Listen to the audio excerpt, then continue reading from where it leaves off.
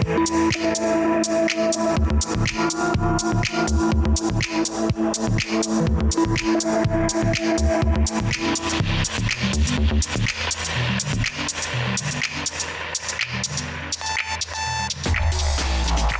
tal amigos? ¿Cómo les va? Bienvenidos, bienvenidas. Estamos en vivo en el canal 30 de la televisión digital abierta, como todos los días, para informarlos. Vamos a hacer un recorrido por los temas más importantes que plantean los medios de comunicación en la provincia de Mendoza y claramente en todo el país, y también el impacto que estas noticias tienen a través de las redes sociales, ¿no? Para eso nos acompaña Claudio Barros. ¿Cómo te va, Claudio? Buenas tardes. ¿Qué tal, Lucas? Buenas tardes. Bueno, hay algunos temas que ya podemos ir adelantando en las redes sociales que tienen que ver con el Premio Nobel de Literatura. Contanos. Así es, porque para muchos es una sorpresa que el músico, el artista Bob Dylan lo haya ganado. Así que los comentarios, bueno, están a full. Bob Dylan es una de las tendencias más fuertes en Mendoza, en el país y también en el mundo. Para contextualizar la información, como hacemos todos los días, en esta oportunidad nos acompaña Cintia Mesia. ¿Cómo te va, Cintia? Buenas tardes. Hola, buenas tardes. Bueno, hace mucho que no las veíamos. ¿Todo bien? Sí, todo bien. Estaba un poco enferma. Muy bien. Vamos a hablar de datos económicos arrojados por la Dirección de Estadísticas e Investigaciones Económicas en la provincia de Mendoza, que se centran en el mes de septiembre. Es lo que tenían los medios de comunicación en nuestra provincia, lo tenía la actualización de los Andes, y decía: una familia debe ganar 11.510 pesos para no ser pobre. También lo tenía la actualización de Diario 1 en la provincia de Mendoza, y decía, según el gobierno, una familia necesitó 11.500 pesos para no ser pobre. Este es el ingreso mínimo que debe tener una familia, Cintia, para no ser pobre, ¿no? Así es, se refiere a la canasta básica total. El gobierno de Alfredo Cornejo presentó por primera vez una medición oficial de la canasta básica total.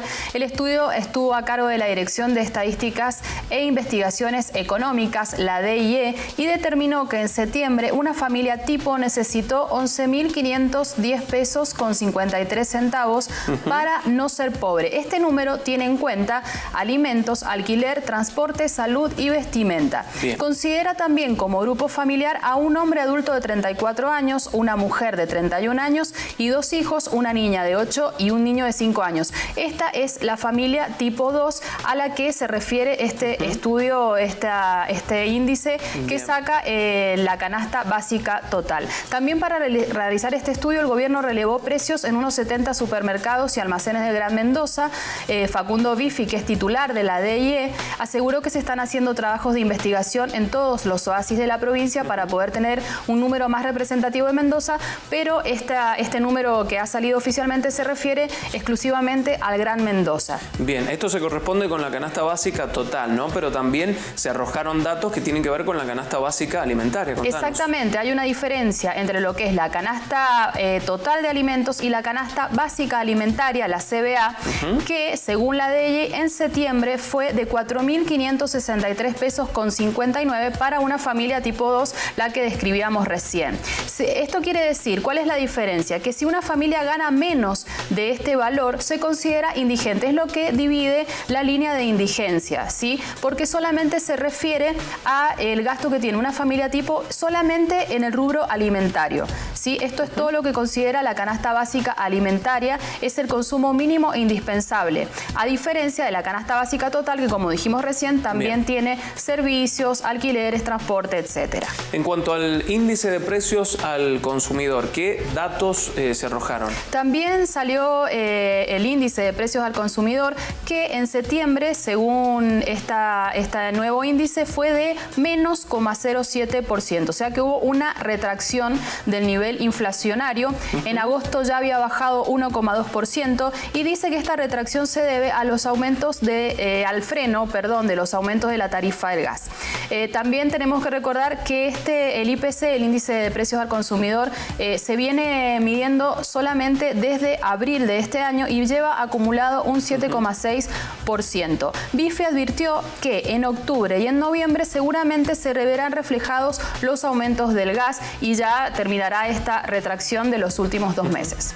El titular de la DIE, Facundo Bifi, nos cuenta por qué es tan importante la medición de datos económicos en la provincia de Mendoza. Este es el primer indicador para tener indicios provinciales o números provinciales sobre pobreza e indigencia. Teniendo canasta básica alimentaria y canasta básica total, podemos trazar las líneas. Ahora lo que nos hace falta es una encuesta de ingresos y salarios, que es la que estamos iniciando la semana próxima, con representatividad a nivel provincial, y probablemente antes de fin de año tengamos los resultados, para que, apoyados también por la metodología del INDEC, podamos tener números provinciales. Vamos a ver el impacto de esta noticia en las redes sociales, Claudio. Bueno, lo que está diciendo mucha gente es, digamos, que no alcanza a entender muy bien cómo se sacan estos números. Porque, claro, a mucha gente le parece que esto está, digamos, un poco lejos de la realidad. Muchos dicen que vivir por mes para una familia tipo 2, como bien decía recién Cintia, le sale muchísimo más caro que 11.510 pesos. Algunos también apuntan para el lado de los jubilados o de aquellos que no conforman este tipo de familia, y esto es lo que hace, lo que genera la confusión, ¿no? Lo que dice la DEIE es, bueno, este es el monto para una familia de ciertas características. Y la gente entiende, o les ha costado un poco entender, en los comentarios es lo que se refleja, que por ahí la situación de otros es totalmente distinta y quizás eso hace variar el gasto. Aclaremos, Claudio, el concepto de familia tipo 2, para que quede más claro. La familia tipo 2, según la DEIE, es una familia que está conformada por un matrimonio en el que, supuestamente, ¿no?, la mujer tiene 31, el esposo tiene 36, tienen 2 niños, uno de 5 años y otro de 8. Esa es, digamos, la familia que conforma la familia tipo 2 y sobre la cual se hace esta medición, ¿sí? O sea que si hay un niño más en la familia, si hay otras personas o si es una persona sola o lo que sea, hace variar todo ese monto. Esto es lo que refleja la de ella, ¿no? 11.510 pesos para ese tipo de familia. A partir de eso es que muchos hacen comentarios como este. Dice, un jubilado, dice, que cobra 2 jubilaciones mínimas porque se quedó viudo, dice, pero dice, al cobrar 2 se queda sin derecho. Entonces dice, no tiene los medicamentos gratis y eso no lo contempla la canasta, es lo que estaban diciendo algunos. Otro dice, quedó corto con ese número. Dice, para mí el que tiene menos, dice, tiene que ganar por lo menos 20.000 pesos para vivir. Dice, cualquiera fuera la persona, dice, que con la que estés, dice, si no, tendrías que robar para que te alcance para llegar a fin de mes, dice uno. Dice, ¿cuál es el parámetro? ¿Cuál es la diferencia entre ganar 11.000 o 12.000? Dice, ¿qué datos tan abstractos? Se está quejando otra persona. Otro se lo lleva para el lado de el humor y la política, o por lo menos intenta hacer un chiste con esto diciendo, esto me parece muy poco. Dice, si la hija de Andrea del Boca, que con 15 añitos cobraba 98.000 pesos, dice, para trabajar de verdad, dice, tiene derecho a un sueldo bueno. Y otros lo que están haciendo es eso. Dice, hay pensiones que solo cobran 4.000 pesos. Dice, y esa pobre gente, bueno, y así son todos los comentarios de muchos especulando que este número no es su realidad y que ellos ganan mucho menos y que vivir les cuesta mucho más. Bien, vamos a seguir compartiendo información con ustedes y sigue la investigación, la polémica generada por la represa en obra al pie de la cascada del río San Isidro, justamente en propiedad del empresario mendocino Daniel Vila. ¿Cómo surge esto? Bueno, a través de un video que se hizo viral de unos enduristas que iban pasando por la zona y tomaron con sus celulares esta cascada que está claramente en propiedad privada, ¿no? Esto lo tomó el portal de la Universidad Nacional de Cuyo. Allí estamos viendo, de hecho, el video que tomaron los enduristas, que se hizo viral durante el fin de semana y generó polémica y sobre todo la lectura y el análisis de los medios de comunicación, como es el caso del portal de la Universidad. ¿De quién es el agua 2? Es la noticia en la que se enfoca el portal de la Universidad Nacional de Cuyo y puntualmente hace eco sobre la ley de aguas, que en su artículo 11 deja en offside a Daniel Vila, es lo que decía la actualización del portal de la universidad. ¿Qué dice en su artículo 11 la ley de aguas, Cintia? La ley de aguas en su artículo 11 dice, el agua corriente es del dominio público cuando no nace y muere dentro de una propiedad particular. En Mendoza hoy en día no existen propiedades de esa magnitud donde un río nazca y muera en la misma propiedad de la persona.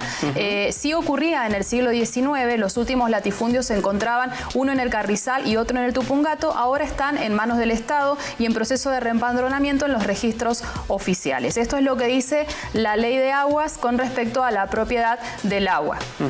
Hay un dato interesante, Cintia, y es que esta investigación no es actual, data de hace mucho tiempo. Hace prácticamente 8 años que este expediente está en irrigación, ¿no? Así es, se encuentra este expediente en irrigación, como vos decías, Lucas, hace 8 años, varado por distintas instancias administrativas. Recién ahora se da conocimiento público de este expediente, bueno, después de que se hizo pública a través del video de los enduristas la situación de la supuesta, bueno, propiedad del empresario Vila. Podríamos decir que el trabajo que tenía que hacer irrigación lo hicieron los enduristas, ¿no? Exactamente, y las redes sociales, al publicar el video de la construcción que había en esa zona del río.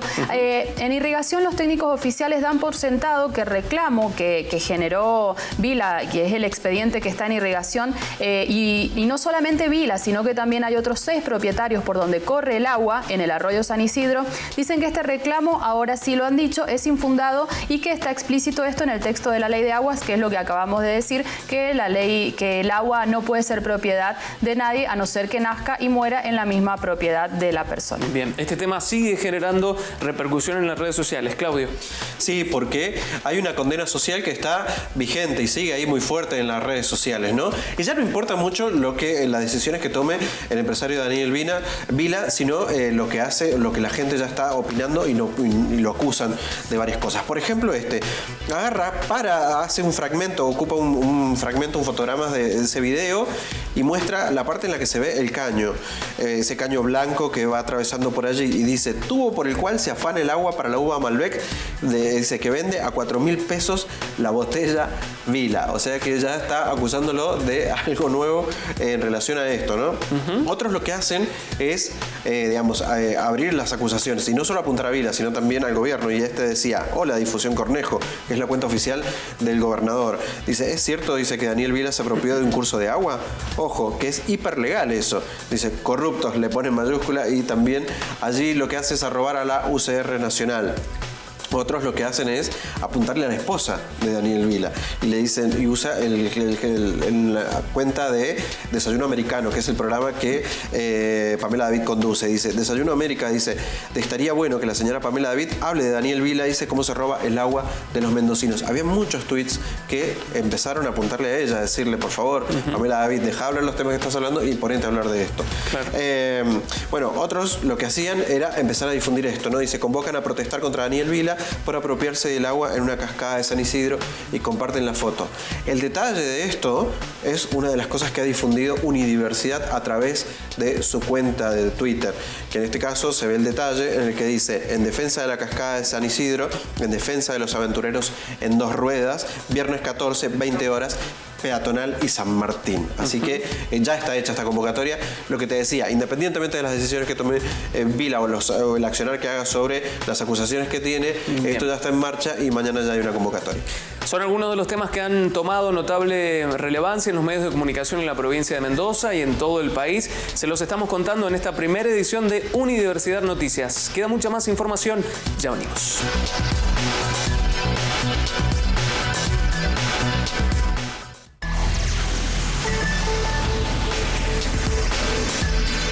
Finalmente, la reunión entre el Ejecutivo Nacional y la CGT concluyó y parece que hubo un acuerdo. Va a haber bono de fin de año, y esto lo plantearon los medios de comunicación a nivel nacional. Lo tenían las tapas a nivel nacional, tanto Clarín como La Nación y también Página 12. ¿Qué decía Clarín? Será de 1.000 pesos a fin de año y se diluye la amenaza de un paro. Recordemos que, bueno, había amenazado la central sindical ya hace bastante tiempo con que si no se llegaba a un acuerdo iba a haber un paro. Bueno, esto parece que finalmente se levantó. La Nación también lo tenía, el gobierno desactivó el paro con un bono y una excepción en ganancias, también lo tenía Página 12. Se enfría el paro, pero se calienta la interna, decía Página 12, y en la provincia de Mendoza también lo tenía Los Andes y Diario 1. Bono de 1.000 para jubilados, es lo que decía Los Andes y el Diario 1, para frenar el paro, eximen de ganancias el medio aguinaldo.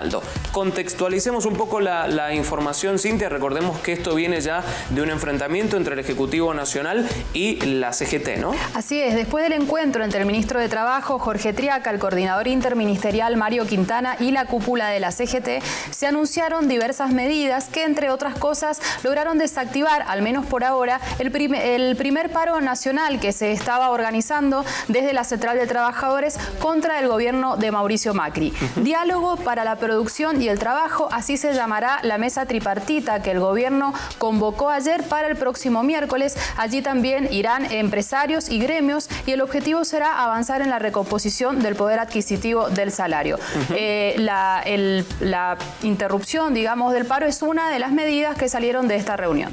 Muy bien, como todos los jueves compartimos con ustedes datos del ámbito económico y vamos a aprovechar ahora para ampliar un poco esta información, hablando del bono justamente, trayéndolo a la provincia de Mendoza. Para eso nos acompaña Rodrigo González de la Fundación Ideal. ¿Qué tal, Rodrigo? ¿Cómo te va? Buenas tardes. Hola, Lucas. Buenas tardes. Bueno, ¿cuáles son justamente esas medidas que ha tomado el Ejecutivo Nacional para recompensar el salario?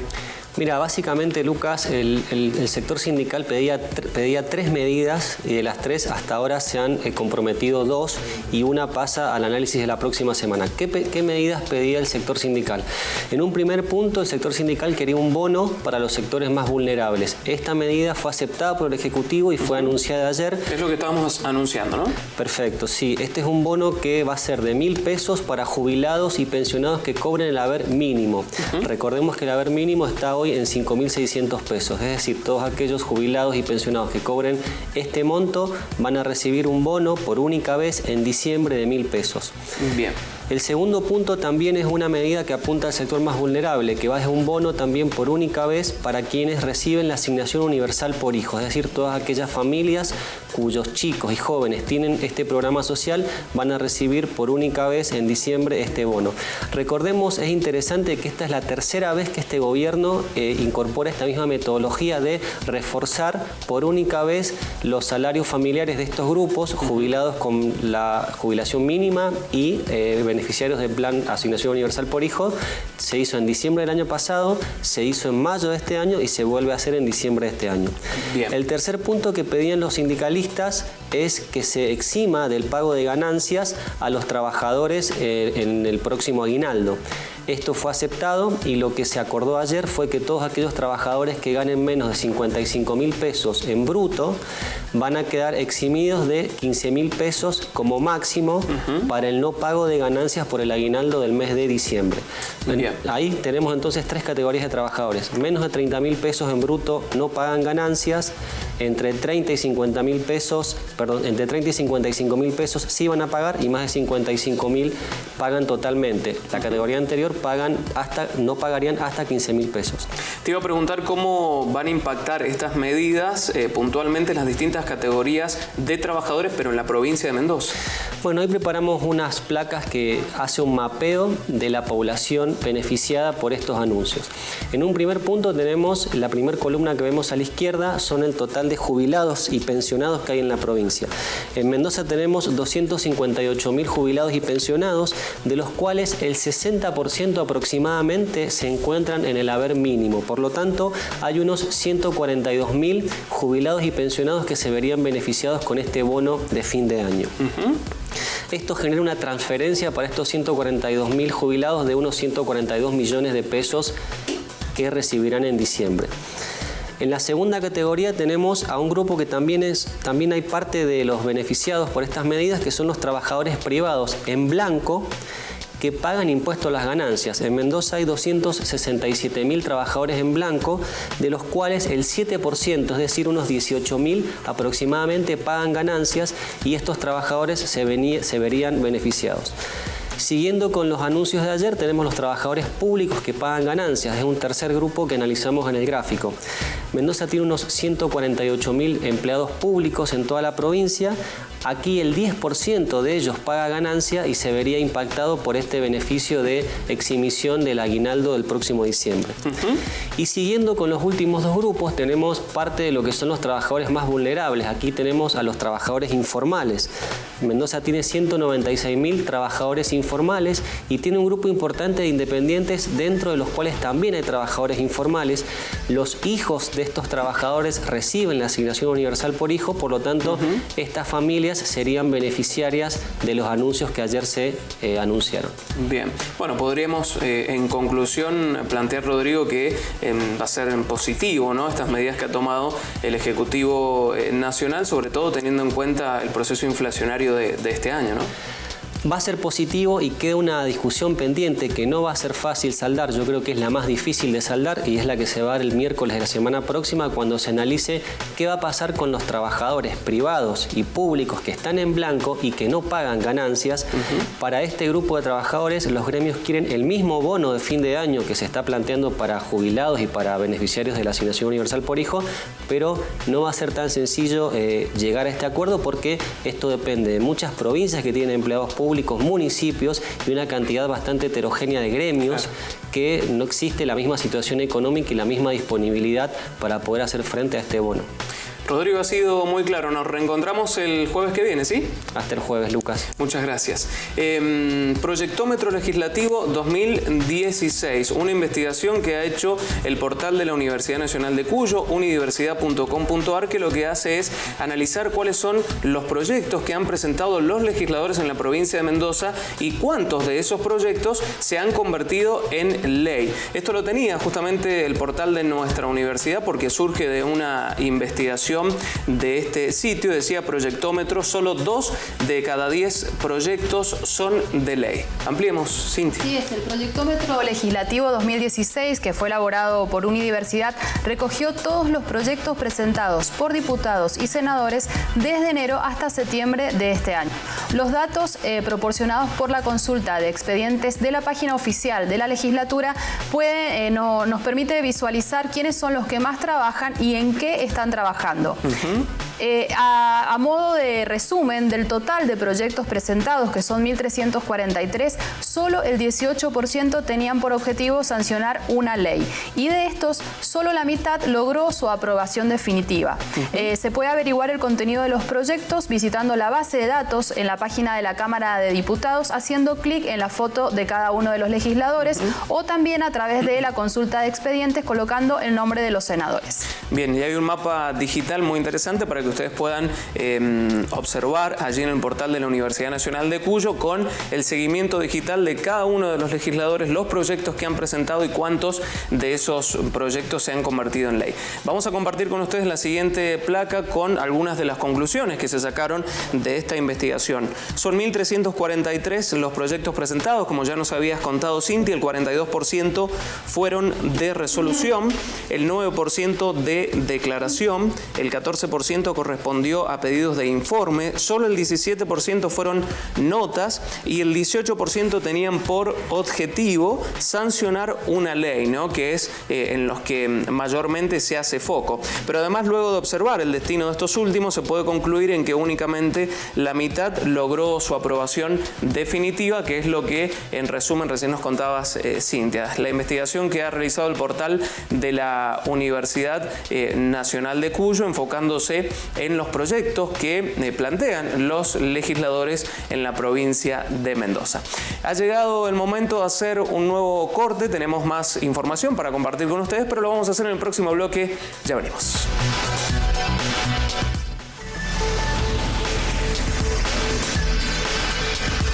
Los problemas ocasionados por los derrames de cianuro en la vecina provincia de San Juan parecen no dar marcha atrás a la actividad minera en esa provincia, ¿no? En la Feria del Libro que acaba de terminar hace algunos días, el gobierno provincial y además la Cámara Minera difundieron libros para chicos de entre 5 y 8 años que fundamentan la extracción de minerales, así como les estoy contando. Además, hicieron talleres en esa Feria del Libro, de alguna manera festejando la actividad actividad minera. Esto lo tenía el portal de la Universidad Nacional de Cuyo, unidiversidad.com.ar, y decía: los cuentos sanjuaninos para hacer niños promineros. Cintia. Así es, el Ejecutivo sanjuanino y la Cámara Minera también de esa provincia difundieron los beneficios de la extracción de minerales en libros destinados a niños de entre 5 y 8 años durante la Feria del Libro de Rawson. Esta noticia se conoció a través de las redes sociales. Los visitantes de la feria compartieron en sus perfiles fragmentos de los libros que la escritora sanjuanina Alejandra Araya, que es esposa de Jaime Vergés, presidente de la Cámara Minera de San Juan, escribió para defender la actividad minera. Son 3 textos: La Gota Carlota, Piedra y Montaña y La Brujita Basurita, y tienen el apoyo del Gobierno de San Juan, el Ministerio de Minería y la Cámara Minera de San Juan. Se imprimieron 50.000 ejemplares que costaron cerca de 3 millones de pesos. En la feria se entregaron libros a más de 30.000 chicos y el resto será repartidos en las escuelas de la provincia. O sea, se entregaron gratuitamente a los chicos que visitaban con sus papás esa feria del libro, le iban entregando un ejemplar, ¿no? Así es, se calcula que llegó a manos de unos 30.000 niños, y el resto, que fueron 50.000 ejemplares, va a ser entregado en las escuelas sanjuaninas. Bien, ¿cómo fundamenta el gobierno este accionar? ¿Qué dicen? El Ministerio de Minería dice que el objetivo es promocionar la actividad minera y hacerlo desde las edades tempranas. Esta es la voz oficial, y por otra parte el abogado especialista en Derecho Ambiental Enrique Viale dijo tener una mezcla de asombro e indignación. Es preocupante cómo se intenta engañar a la población y adoctrinar a los niños con mensajes apócrifos y confusos, se lamentó Viale. Además se hizo viral en las redes sociales chicos de entre 5 y 8 años justamente leyendo estos cuentos públicamente, ¿no? Mañana a las 21 horas en la edición central de Unidiversidad Noticias vamos a tratar este tema, obviamente con especialistas en la materia. Nos vamos a las redes sociales porque tenemos información para compartir con ustedes que tiene que ver, como ya lo habíamos anunciado anteriormente, con el Premio Nobel de Literatura. Claudio. Exactamente, porque lo que te decía antes, fue una sorpresa para muchos, pero para los fanáticos de Bob Dylan no. El músico norteamericano fue quien se llevó el galardón, el máximo galardón de la literatura, fue a parar a un músico. Esto es lo que ha llamado mucho la atención. La Academia Sueca que entrega el premio Nobel tenía una justificación y muy buena. Decía que se lo habían dado por haber creado una nueva expresión poética dentro de la gran tradición americana de la canción. Recordemos esto también, Bob Dylan no es un personaje desconocido, es parte de la historia de la música y es un poeta muy reconocido por sus letras, que la única diferencia que hace es ponerle música, a diferencia de otros artistas. Por supuesto había muchísimas expectativas sobre este premio. Había una apuesta que mucha gente venía repitiendo durante años y que finalmente no se cumplió, que apuntaba a Murakami, el escritor japonés que siempre estaba primero como entre las tendencias a ganar el premio Nobel. Bueno, esta vez, otra vez, no fue posible. Se lo lleva Bob Dylan, el músico de 75 años, que es ahora el nuevo premio Nobel de Literatura. Y esto también, bueno, por supuesto lo que te decía antes, ¿no? Repercutió en las redes sociales. A ver, contanos. Bueno, mucho chiste, por supuesto, ¿no? Y mucha también algunos atribuyendo a que la falta de lectura es lo que lleva a esto, ¿no? A que la gente ahora se premie a alguien que hace música y no que escribe libros. Pero bueno, algunos decían, por ejemplo, dice, este Nobel de Literatura es una que no sabemos todos. Este estaba bueno, está muy interesante. Otro dice, ¿qué se puede esperar de un mundo donde nadie lee? Dice, exacto, Bob Dylan, premio Nobel de Literatura. Otro, por el contrario, decía, por su usuario, dice, celebra el Nobel de Literatura a Bob Dylan. La poesía lírica también es literatura. Dice, no se dejen engañar por los que se les rompió el monóculo. Otros, y esta foto es muy impactante. Primero, cuando la vi creí que era un meme, pero no, es de una agencia oficial, es de la agencia AFP, que decía, sorpresa en Tokio cuando estos fanáticos del escritor Haruki Murakami escuchan que el Nobel de Literatura fue para Bob Dylan. Había muchos fanáticos que estaban esperando este momento, estaban mirando por internet en vivo la presentación del premio. Otros, lo que hace es un chiste con esto y le dice, el Nobel de Literatura se lo dieron a Bob Dylan. Dice, podemos afirmar que Haruki Murakami, dice, es el Leonardo DiCaprio de la literatura. literatura. Y finalmente alguien dice, ahora que Bob Dylan obtuvo el Premio Nobel de Literatura, Arjona exige un recuento de votos. Ese es muy bueno. Es muy bueno. ¿Tenemos tendencias también para el día de hoy? Sí, esto bueno, es una de las que se metió entre lo más comentado. Bob Dylan es la palabra, es el nombre y apellido que se metió entre lo más comentado. También está Nobel de Literatura, entre lo que todo el mundo está mencionando. Después hay otro nombre y apellido y tiene que ver con esto. Gómez Centurión, el titular de aduana, vuelve a su función luego de que una acusación por corrupción, la justicia demostrara en la que él no estaba vinculado a pesar de las denuncias, y Macri hizo lo que había prometido. Dice, si la justicia lo exonera, vuelve a su puesto, y efectivamente ayer se anunció que retomaba su puesto en la aduana. Y para quien quieran desearle una buena jornada, un buen día de hoy, pueden usar el hashtag Buen Jueves. Muy bien, gracias Claudio, gracias Cintia. Hasta aquí llegamos con esta primera edición de Universidad Noticias. Recuerden que a las 21 horas actualizamos toda la información en la edición central. Nosotros nos vamos a reencontrar mañana, como siempre les digo, en el mejor día de la semana, día viernes a las 13 horas. Muchas gracias.